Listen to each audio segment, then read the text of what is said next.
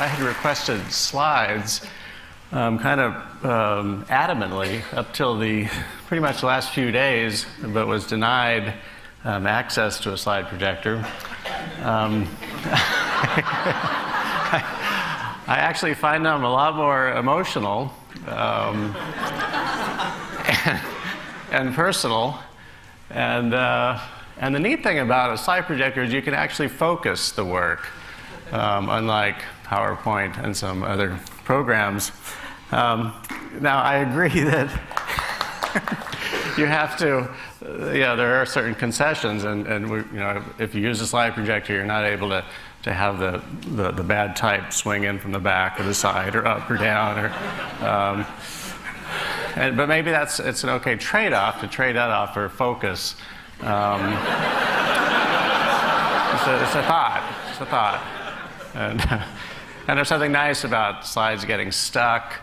And the thing you really hope for is occasionally they burn up, which we won't see tonight. So with that, let's get the first slide up here. This is, as many of you have probably guessed, is a recently emptied beer can in Portugal. This time I had just arrived in Barcelona for the first time, and I thought, fly all night. I looked up and I thought, wow, how clean. You come into this major airport and they simply have a B. I mean, how nice is that? Everything's gotten simpler in design, and here's this mega airport, and God, I took a picture. I thought, God, that is the coolest thing I've ever seen at an airport. Till a couple months later, I went back to the same airport, same plane, I think, and looked up, and it said C. And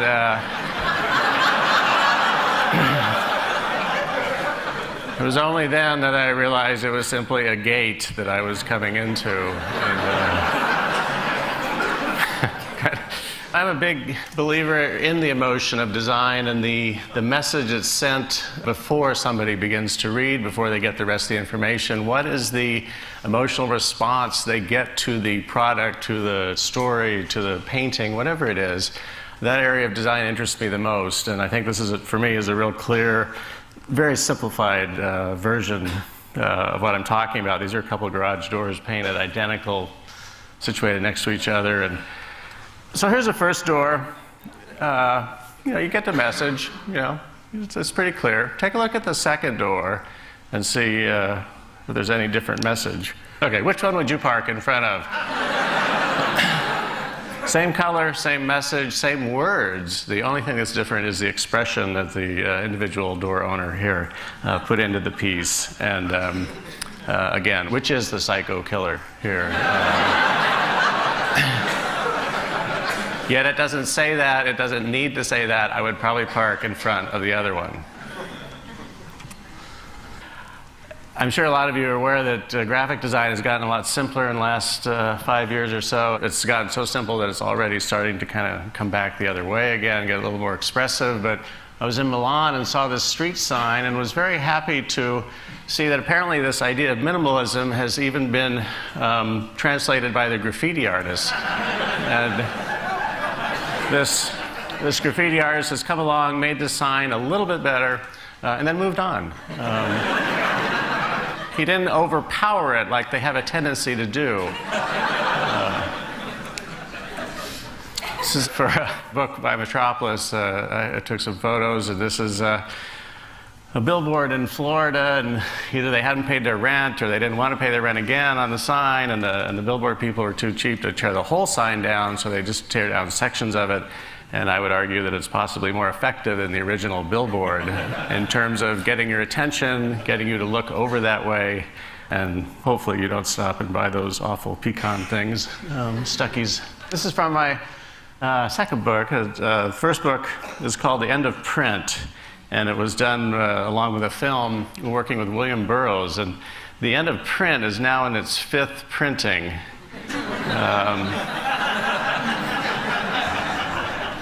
When I first contacted William Burroughs about being part of it, he said no. He said he didn't believe it was the end of print. And I said, well, that's fine. I just would love to have your input on this film and in this book. And he finally agreed to it. And at the end of the film, he says in his great voice that I can't mimic, but I'll kind of try, but not really. He says, I remember attending an exhibition called Photography, the End of Painting. And then he says, and of course it wasn't at all. So apparently when photography was perfected, there were people going around saying, that's it, you just ruined painting. People are just going to take pictures now. And of course that wasn't the case. So this is from Second Sight, a book I did on intuition. I think it's not the only ingredient in design, but possibly the most important. It's something everybody has. It's not a matter of teaching it. In fact, most of the schools tend to discount intuition as an ingredient of your working process because they can't quantify it. It's very hard to teach people the 4 steps to intuitive design, but we can teach you the 4 steps to a nice business card or newsletter. So it tends to get discounted. This is a quote from Albert Einstein, who says, the intellect has little to do on the road to discovery. There comes a leap in consciousness, call it intuition or what you will, and the solution just comes to you and you don't know from where or why. So it's kind of like when somebody says, who did that song? And the more you try to think about it, the farther the answer gets from you, and the minute you stop thinking about it, your intuition gives you that answer, in a sense. I like this for a couple of reasons. If you've had any design courses, they would teach you can't read this. I think you eventually can, and more importantly, I think it's true. Don't mistake legibility for communication. Just because something's legible doesn't mean it communicates. More importantly, doesn't mean it communicates the right thing. So what is the message sent before somebody actually gets into the material? And I think that's sometimes an overlooked area.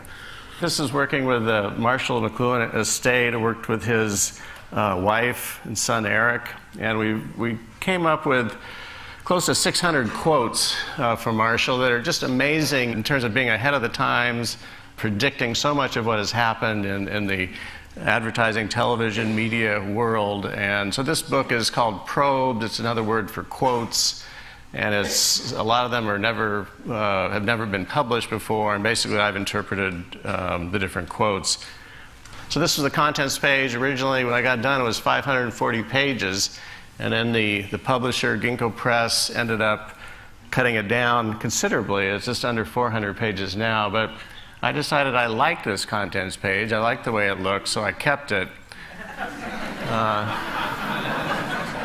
It now has no relevance to the book whatsoever, but it's a nice spread, I think, in there. So a couple spreads from the book here. McLuhan says, the new media are not bridges between man and nature. They are nature. The invention of printing did away with anonymity, fostering ideas of literary fame and the habit of considering intellectual effort as private property, which had never been done before printing. When new technologies impose themselves on societies long habituated to older technologies, anxieties of all kinds result. While people are engaged in creating a totally different world, they always form vivid images of the preceding world. I hate this stuff. It's hard to read.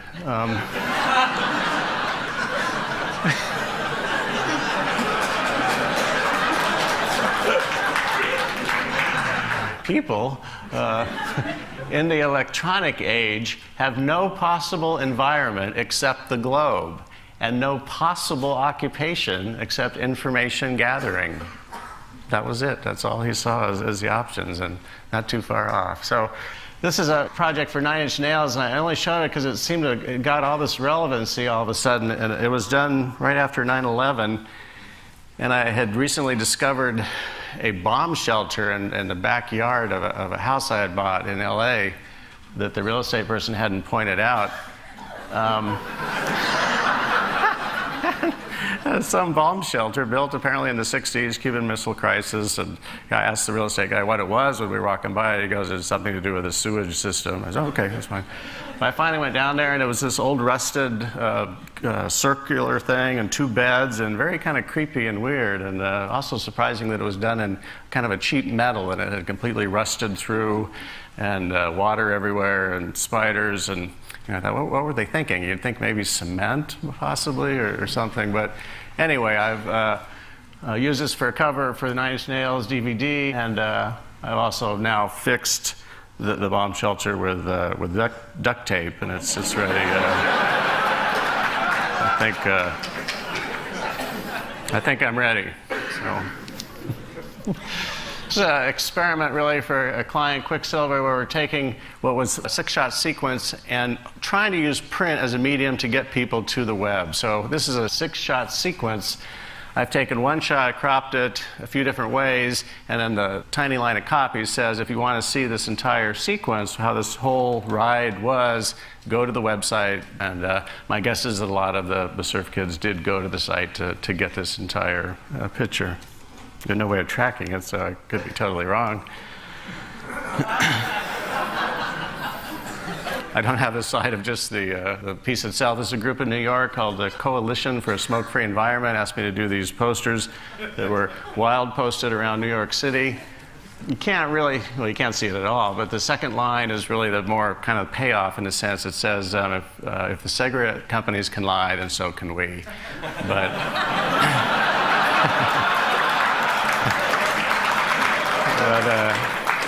I did, these were literally wild posted all over New York one night, and there were definitely some heads turning, and people smoking, and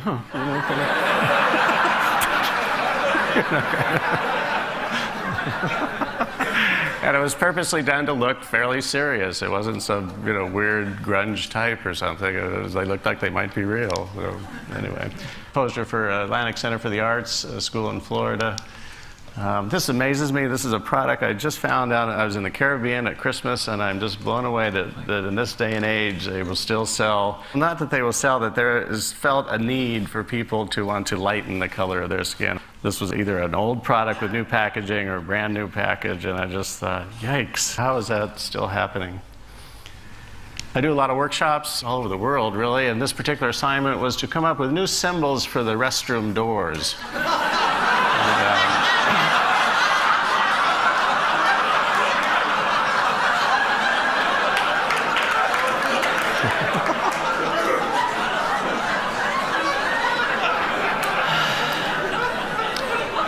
I felt this was one of the more successful solutions. The students actually cut them up and put them up around bars and restaurants at night. And I just always had this vision of this elderly couple going to use the restroom. I did some work for Microsoft a few years back. It was a worldwide branding campaign, and it was interesting to me. My background is in sociology. I have no design training, and sometimes people say, well, that explains it. But it was a very interesting experiment because there's no product I had to sell. It was simply the image of Microsoft that they were trying to improve. They thought some people didn't like them.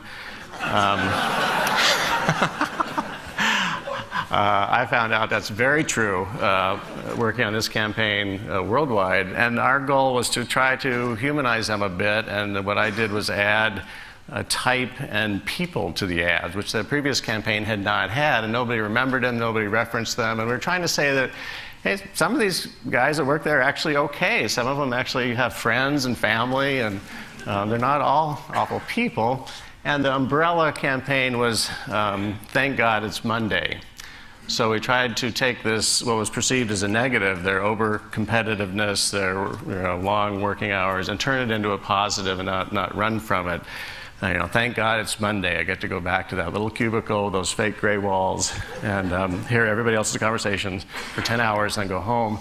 But anyway, this is one of the ads I was most pleased with because they were all elaborately art-directed, and this one I thought actually felt like the girl was looking at the computer. It says, wander around, and there's a piece of the software, and this is how the ad ran around the world.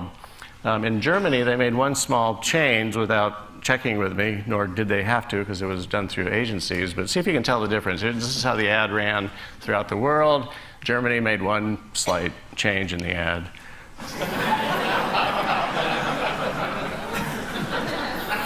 Now, there's kind of two issues here. If you're going to put a kid in the ad, pick one that looks alive.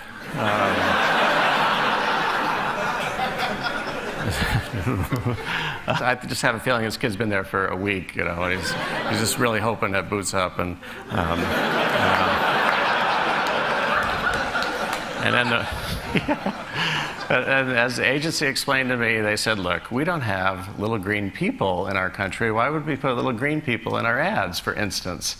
So I understand their logic. I totally disagree with it. I think it's a very small-minded approach. The world is certainly much more global, and I certainly think the people of Germany could have handled a little black girl sitting in front of a computer. But we'll never know. This is some work from Reagan. And the point of this magazine was to read the articles, listen to the music, and try to interpret it. There's no grid, there's no system, there's nothing set up in advance. This is an opener for Brian Eno, and it's just kind of my personal interpretation of the music. This is rock stars talking about teachers they had lusted after in school. It's a lot of great writing in Reagan. And I was fortunate to find a photograph of a teacher sitting on some books. Article on Brian Ferry, just really boring article, so I set the whole article in dingbat.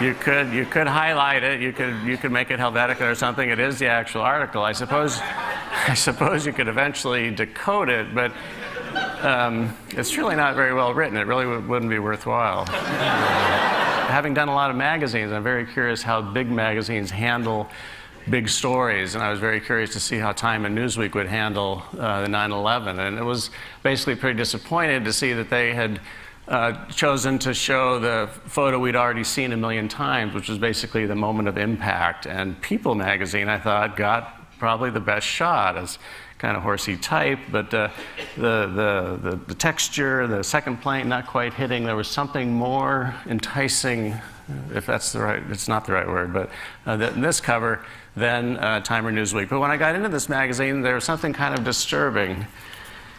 And this continued. So on the left, we see people dying, we see people running for their lives, and on the right, we learn there's a new way to support your breast. The coveted right-hand page was not given up to the whole issue. Look at the image of this lady. Who knows what she's going through? And the copy says, he knows just how to give me goosebumps. Yeah, he jumps out of buildings. It's unfortunately, this one works kind of as a spread. And this continued through the entire magazine. It did not let up. This says, one clean fits all. There were a lot of orphans made this day. And here's a dead body being brought out. It just seems to me possibly even a blank page would have been more appropriate. And this one I think is possibly the worst. Two ladies, both facing the same way, both wearing jeans. One who knows what she's going through, the other one is worried about model behavior and milk. And I gave a talk in New York a couple months after this, and afterwards somebody came up to me and they said that they actually emailed me and they said that they appreciated the talk, and when they got back to their car, they found a note on their car that made them think maybe New York was getting back to being New York again after this event. It had been a few months. This is what they found on their car.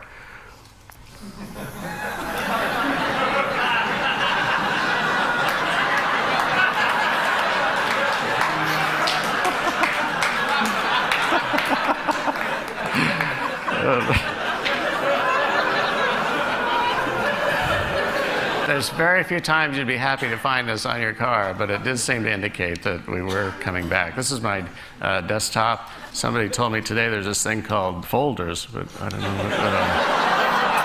what these are my notes for the talk. There might be a correlation here. We are wrapping up. This I saw on the plane flying in for hot new products. I'm not sure this is an improvement or a good idea. It's like if you don't spend quite enough time in front of your computer, you can now get a plate in the keyboard.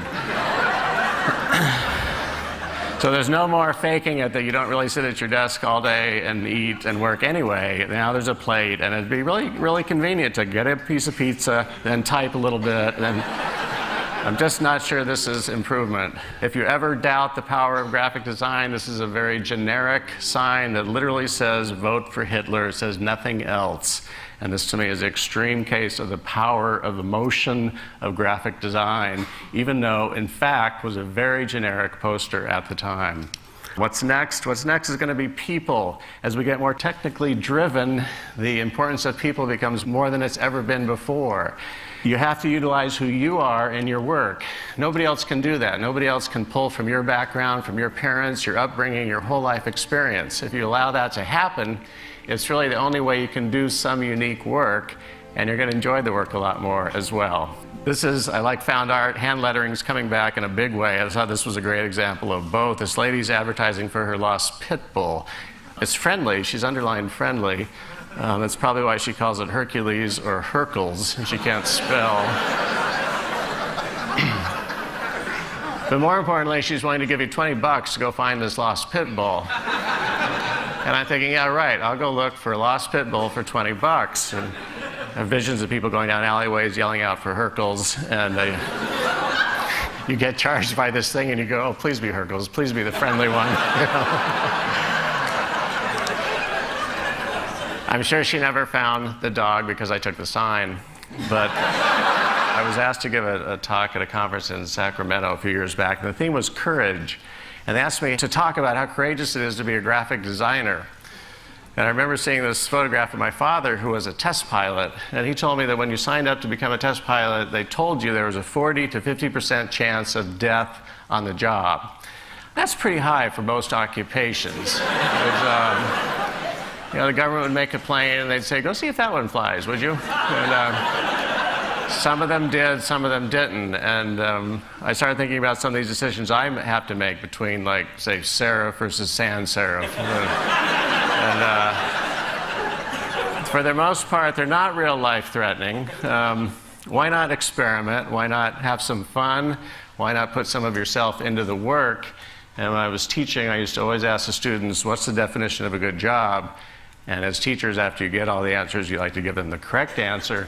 And the best one I've heard is, I'm sure some of you have heard this, the definition of a good job is, if you could afford to, if money wasn't an issue, would you be doing that same work? And if you would, you've got a great job. If you wouldn't, what the heck are you doing? You're going to be dead a really long time. Thank you very much.